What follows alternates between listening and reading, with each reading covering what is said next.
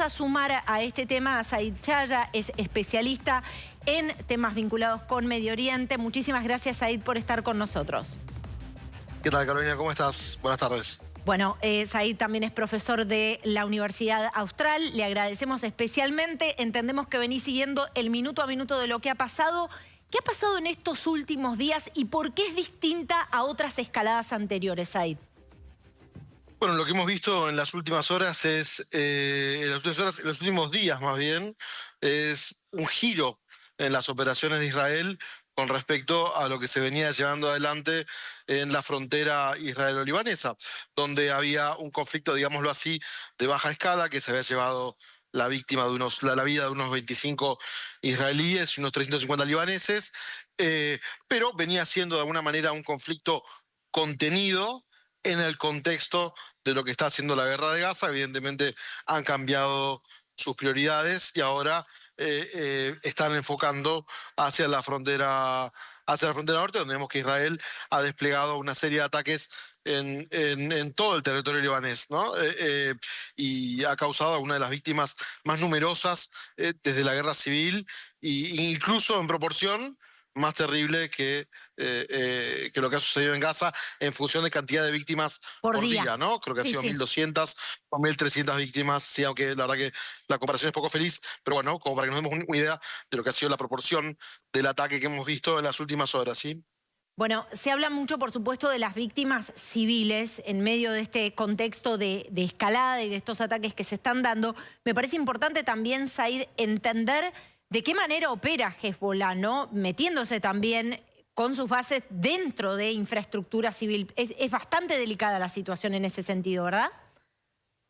Claro, en el sentido de que Hezbollah usa también estructura civil, o sea, claramente como movimiento militar, incluye también, digamos, este tipo de operaciones que realiza desde el sur del Líbano, aunque realmente he visto la difusión de imágenes que he visto en los últimos días, donde aparentemente hay, no sé, casas móviles que esconden adentro, digamos, misiles, que la verdad que me hacen acordar a esta imagen del hospital de Shifa, ¿no? Digamos, resultó ser bastante dudosa. Me gustaría saber cómo, digamos, fundamenta Israel este discurso de hablar de ataques precisos hacia Hezbollah cuando está muriendo y está bombardeando lugares del Líbano donde no hay objetivos de Hezbollah. Creo que no tiene tan en claro. Tengo esa impresión, ¿eh? Creo que no tiene tan en claro exactamente dónde están esos objetivos.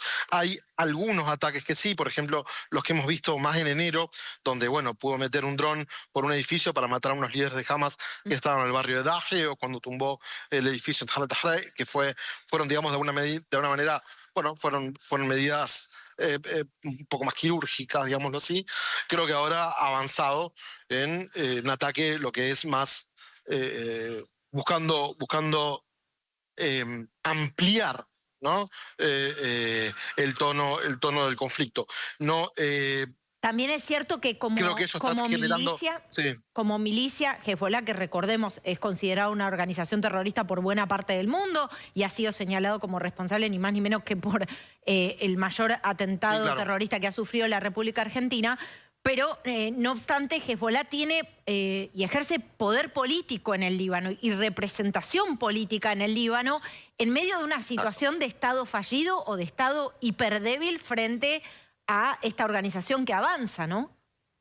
Sí, digamos, mira, me parece dos cosas que es muy importante. Vos dijiste una, la verdad es que la popularidad de Hezbollah en un sector, para el que no conoce el Líbano está compuesto de 16 comunidades religiosas que participan todas dentro del esquema de la vida política libanesa. Cada grupo religioso tiene asignada una determinada cantidad de bancas en el Parlamento libanés. Los chiitas, que son, digamos, la representación mayoritaria, el 100% de los diputados de Hezbollah son chiitas, por lo tanto representan a ese sector. Bueno, digamos que la popularidad de Hezbollah en la popularidad de las acciones de Hezbollah entre los chiitas son muy mayoritarias, es decir, estamos hablando de un 80 y largo 90%, no así en el resto de la comunidad libanesa, donde están por debajo de un tercio.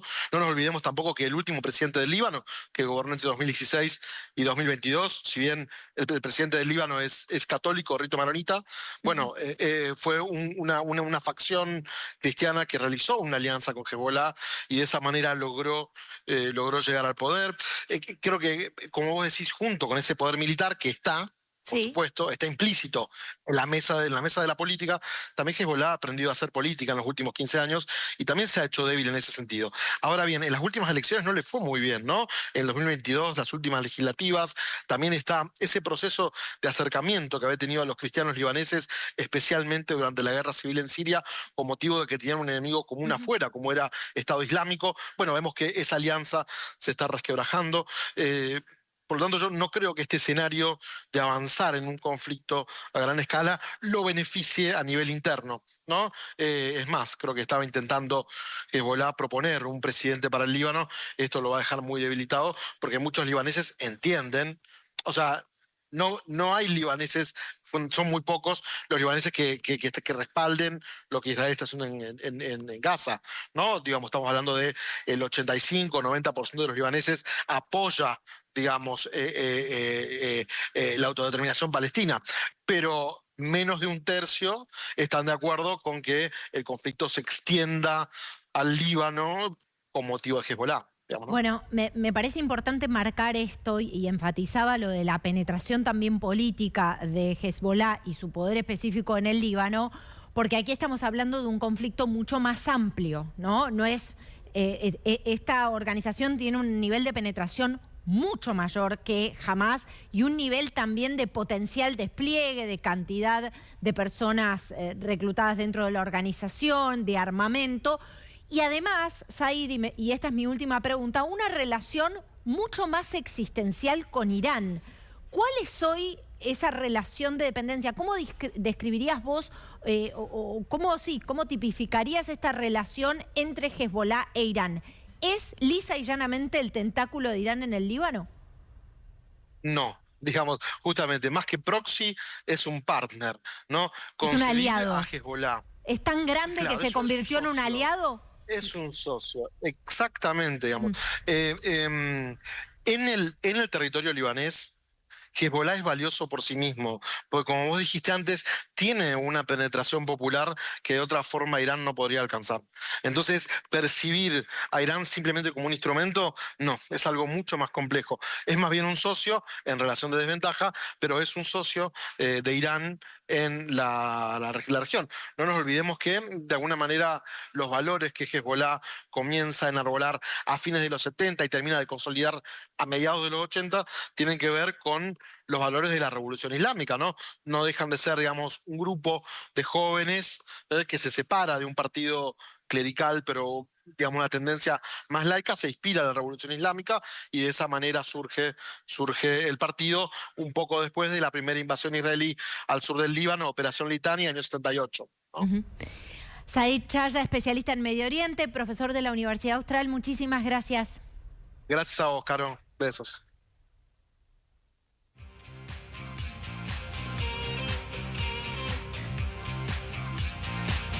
Bueno, tenemos que hablar de algunos de los temas del día.